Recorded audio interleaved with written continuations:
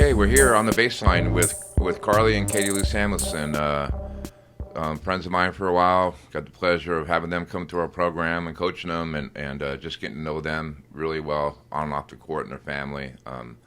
So a real special treat today. We're going to try to, as part of our giving back to the game segment, we're going to really dive into some things that maybe can help some parents and some players as they transition from high school to college and then college to pro, and some things that that might be able to help them, some things that these young ladies did that helped them, and then some things they would do over again, and maybe some things they wouldn't do, or kind of go in that direction. So we'll start off. You guys, anybody can go first. It doesn't really matter. First of all, thanks for coming.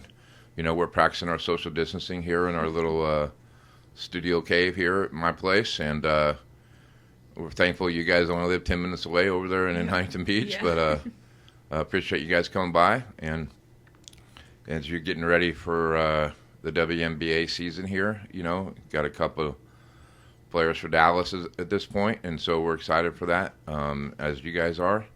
But let's go back from high school, when you're getting ready. You've already made your decision where you're going to school, and what are some of the things that you guys did to get yourself ready to go in your freshman year in college? It makes me feel old when you ask me that. Sure. But first of all, great setup, Russ. This is awesome. Thanks. Appreciate it. After I decided and I was getting ready? Yeah. I think, well, one, I took my senior season at high school seriously. You already know where you're going, but you want to get better, right? So sure. Just trying to expand my game a little bit. I know I was really strictly a three-point shooter, probably my first years of high school, too. But I also wanted to win my senior year, because if you know how to win and you learn how to win, you can bring that with you through college. So, I think the biggest thing for me was just taking that senior season seriously. Yeah, yeah. Sure.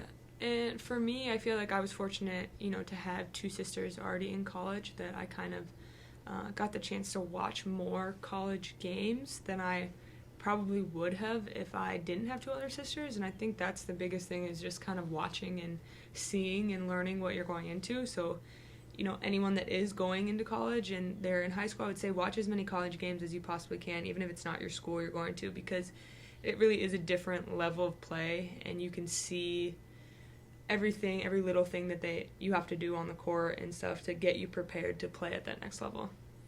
That kind of reminded me, like, when you used to come watch Bonnie and Karlie play, before you were in high school, playing with Swish.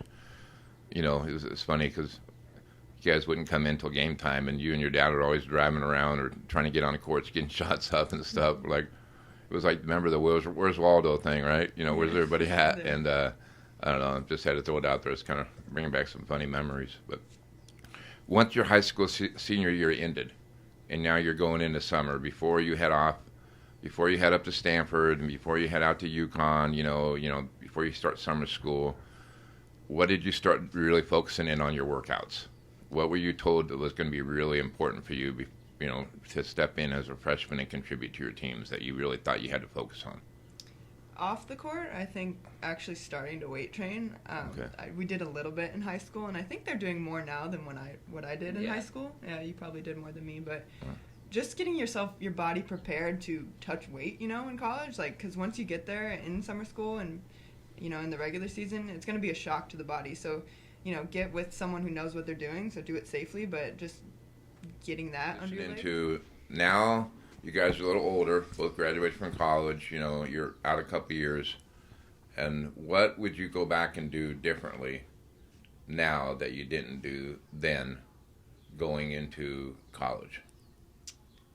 You want to go? Yeah, I think it's funny because I actually had this conversation with Coach Ariema, just talking about, I think it was maybe after my freshman or sophomore year, talking about, what the difference was and all that. And I think I spent enough time in the gym. I think I absolutely, we always shot enough. We did everything we needed to. We always went to the gym every single day. I think I just would have changed specifically the intensity of my workouts at times. I think when you get to college, the level is so much higher and harder, and it was more so you don't need to spend all the hours of the day in the gym. You just need to make sure you're doing something really productive and really fast-paced, really hard for an hour straight or an hour and a half max. You don't have to spend 3 hours in the gym.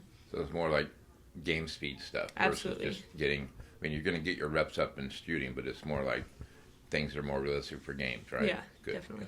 Yeah, like quality over quantity, basically. That's a good point, because I don't think you realize what working hard is until you get to college sometimes. Like, what we would go shoot 100 or more than 100, but in-place shots, and I'd be like, all right, workout done for the day. Now, like, going game speed, you really learn how to do that in college, because you're constantly, you have to run to get water. There's no walking. Like, I've seen Vanguard practices with you. Everything is at a high standard. Everything. Whether it's in the practice or you're walking, you have to run to the next drill. So, thanks for the plug, by the way. Yeah. Well, Okay.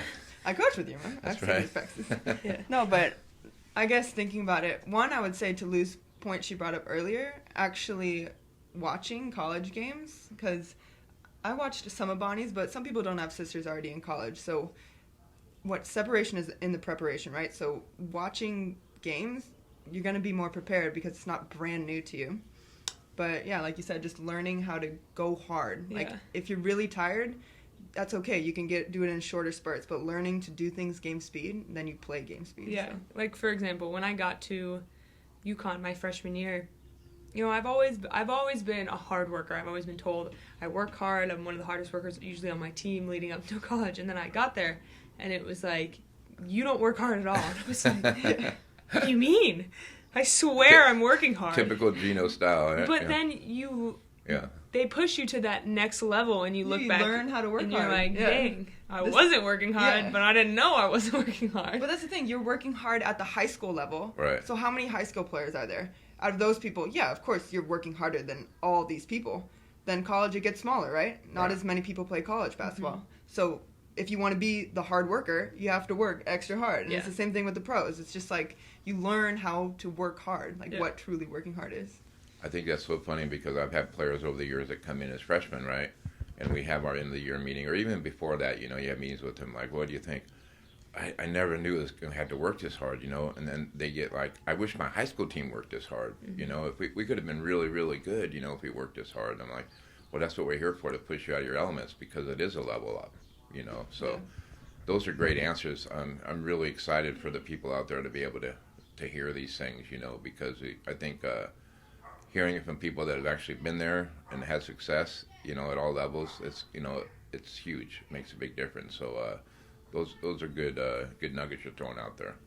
So next, now let's transition from, okay, your senior year's over, you're in college, and now you're both wanting to, you know, try to play professionally, okay, and you know, you're going through the whole thing. So what is your transition mode now? I mean, what are your focuses now, getting yourself ready for the next level to go pro?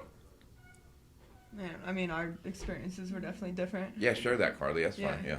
I mean, I'll just share like a funny story about getting drafted or not getting drafted. So my senior year ended, and you know, I was I am a role player, but I was very much a role player in college. You know, really good 3-point shooter. We made the Final Four, and I actually ended up being an All-American honorable mention, which I'm very proud of.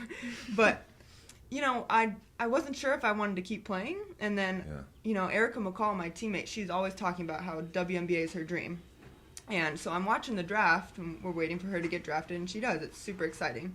And for those of you who don't know, but a lot of people do, there's 3 rounds in the WNBA draft, 12 each, right? So 36 people get drafted. And I'm sitting there, and I'm watching, and, you know, I'm like, maybe I'll get picked up 3rd round, you know? Like, I didn't tell anybody because I was embarrassed about it, but, you know, maybe.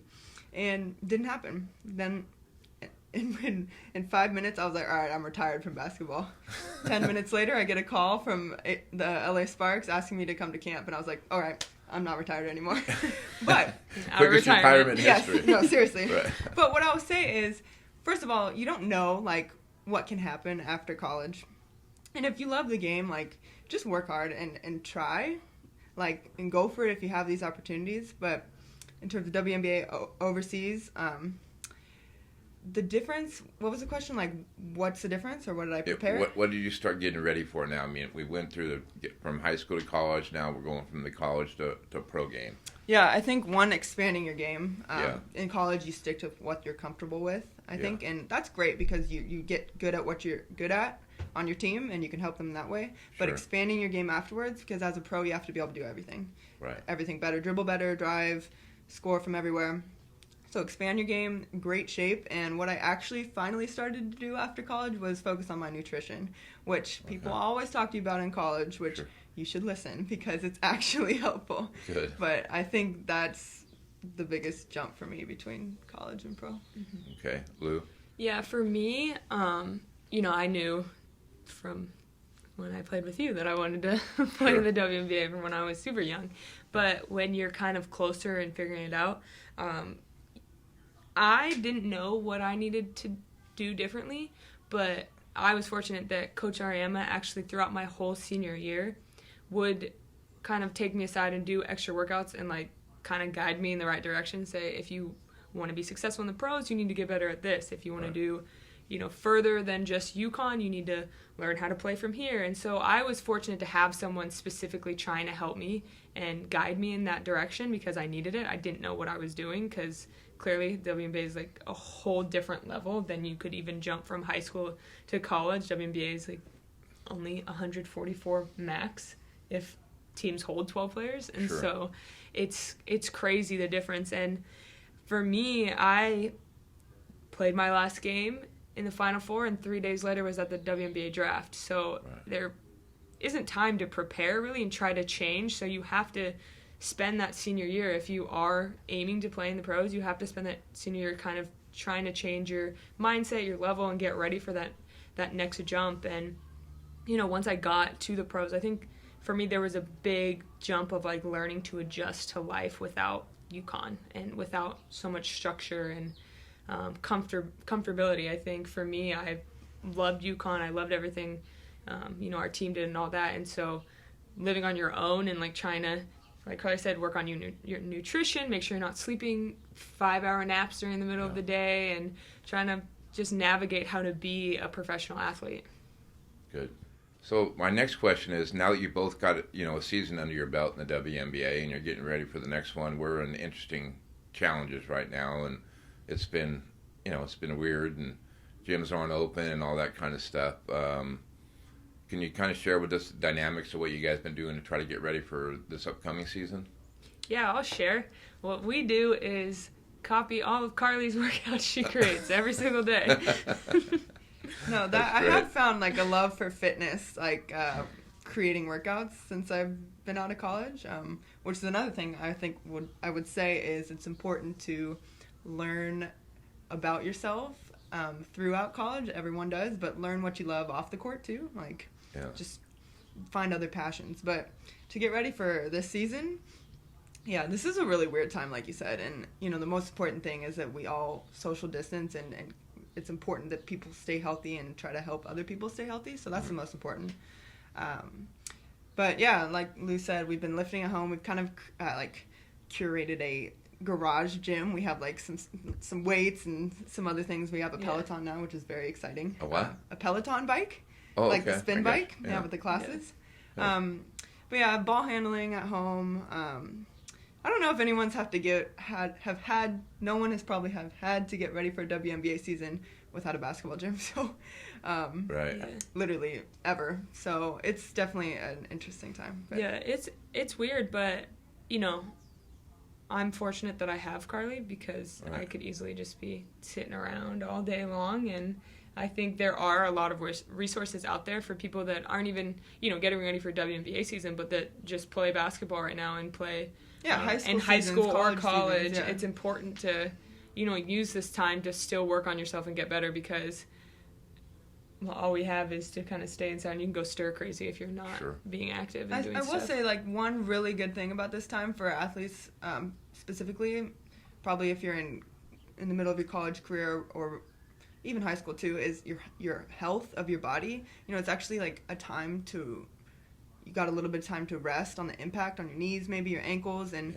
to start some, they call it prehab instead of rehab. You want to get it beforehand. But just, work on some speed stuff, work on your flexibility and stuff you maybe don't have time to other times. My last question, okay? I say that, but you guys know me well enough, something can pop up. But my last question is, you both got in some games and played some minutes, in the WNBA. So once the season was over, what are you like, okay, now this is over, I really got to get better at this. I really got to work on this so I can, this is something I can't let go. I have to attack this part of my game. What would that be?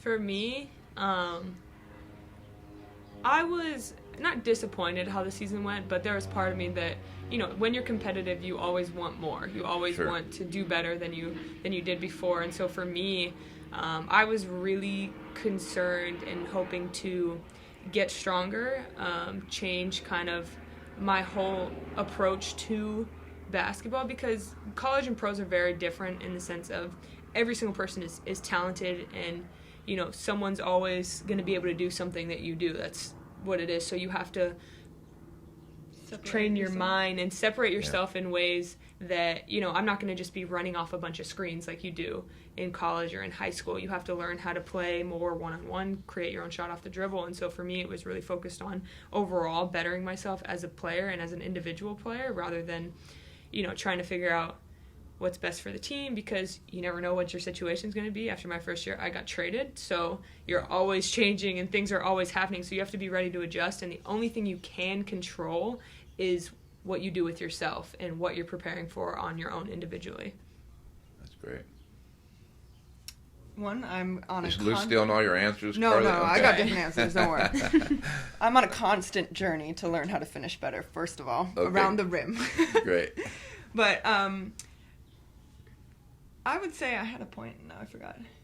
I was gonna say touch on the mental aspect of the game. Mm-hmm. I think it's taking me longer than I'd like, but to learn that your confidence in yourself, you need to have it, because the way you play on the court, basketball is a very mental game as well as physical. So I would work on pull-ups. Like, that's one thing that I've constantly tried to get better at in my pro career, off the dribble pull-ups, because that's so hard to guard, and I think I've improved.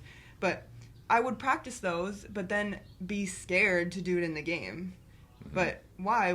If you know that you've repped those over and over again, don't be scared to try things. Basketball is not a game to be scared in. So mentally, be confident in yourself and play confidently. Play confidently on defense, be aggressive, play confidently on offense. That's the only way that you can ever separate yourself, is if you believe you can do it, because if you don't, then who else is going to believe in you?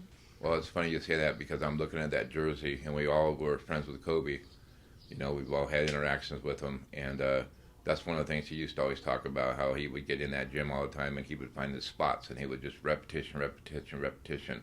And we've all watched him practice with his Mamba team, and they would do the same things, repetition, because it breeds confidence. And then he knew that shot was going in when he hit those game winners, because he practiced so many times. So absolutely. yeah. So what a great way to end this, giving Kobe some props, and really appreciate the time this morning, you guys. This is going to be really helpful for a lot of people.